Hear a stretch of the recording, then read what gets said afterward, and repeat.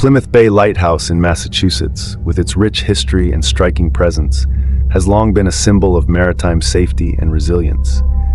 But beyond its role as a beacon for ships navigating the treacherous waters of Plymouth Bay, it is also the home of one of America's most enduring ghost stories, the tale of Hannah Thomas, the first female lighthouse keeper in America. I arrived at Plymouth Bay Lighthouse on a cool, misty morning, the fog rolling in from the sea, giving the place an ethereal quality. The original twin towers, fueled by oil lamps, had long been replaced by a single, taller structure built in 1803 after a devastating fire. Despite the new construction, the spirit of Hannah Thomas seemed to have settled comfortably into her new home. Hannah's story was one of tragedy and determination. During the American Revolution, her husband, the original lighthouse keeper, was killed in combat. Hannah took over his duties, becoming the first woman to hold the position. Her dedication to the lighthouse was unwavering, and it is said that her spirit remains to this day, continuing to watch over the bay. As I approached the lighthouse, the caretaker, a weathered man named Mr. Shaw, greeted me with a warm but cautious smile. "You're here to learn about Hannah, aren't you?" he asked, his eyes glinting with curiosity. I nodded, eager to hear more.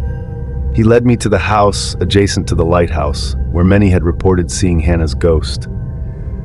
"There was a professional photographer and his wife," Mr. Shaw began, "who stayed here not too long ago. They woke up in the middle of the night to see the upper half of a woman floating above their bed, looking down at them. She was dressed in 18th century clothing, with long dark hair. As night fell, I settled into the same room where the photographer and his wife had their encounter. The room was cozy, but had an unsettling stillness to it. I lay in bed, listening to the rhythmic sound of the waves crashing against the shore and the occasional creak of the old house. Sometime after midnight, I awoke to a sudden chill in the room. The air felt heavy, and I could see my breath misting in the cold.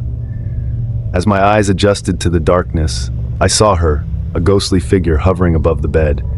Her translucent form glowed faintly, her 18th century dress flowing like water, and her long, dark hair cascading around her face. Hannah's eyes met mine, and for a moment, time seemed to stand still.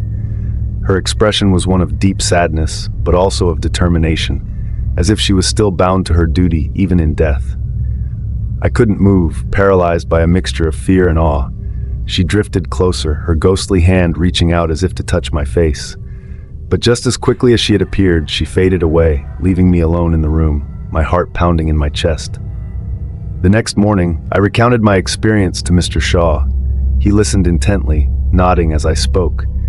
"You're not the first to see her," he said quietly. "Hannah's spirit is bound to this place, watching over the lighthouse in the bay as she did in life. She's a guardian, but also a reminder of the sacrifices made during the Revolution." As I left Plymouth Bay Lighthouse, I couldn't shake the feeling that I had encountered something truly extraordinary. The lighthouse stood as a beacon not just for ships, but for the lingering spirit of a woman who had dedicated her life to its light. Hannah Thomas remains a part of the lighthouse's legacy, her ghostly presence a testament to her enduring watch over Plymouth Bay.